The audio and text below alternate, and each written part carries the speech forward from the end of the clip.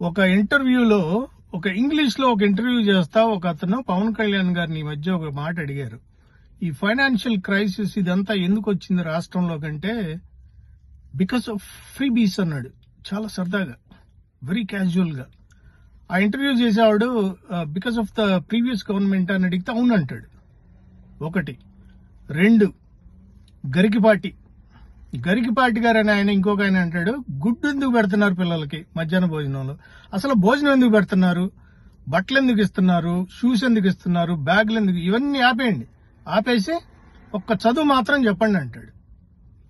ఇంకొకటి, 20 ఎకరాల్లో గీతంస్ అనే యూనివర్సిటీ కబ్జా చేసి కూర్చుని కొన్ని ఏళ్ల నుంచి అలాగే కూర్చుని ఉన్నదాన్ని మొన్న లీగలైజ్ చేశారు. 5,000 కోట్లు దాని ఆస్తి, దాని వాల్యూ.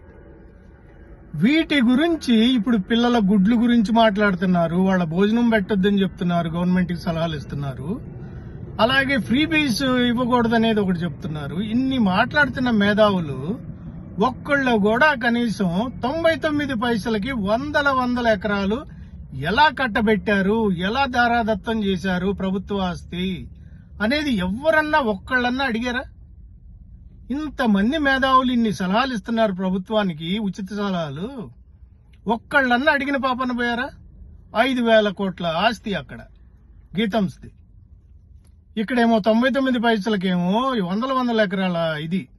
ఈ గరికిపాటి గారేమో గుడ్డు దగ్గర గుడ్డు ఎందుకు పెడుతున్నారు, అసలు మొత్తం ఆపేయండి మొత్తం అంటాడు ఈయన.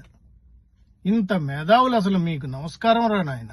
ఇంత మేధావులు ఇంతమందికి అసలు ఎంతమంది ఉన్నారు రాష్ట్రంలో? అసలు అమ్మో, మామూలు మేధావులు కాదు మీరు.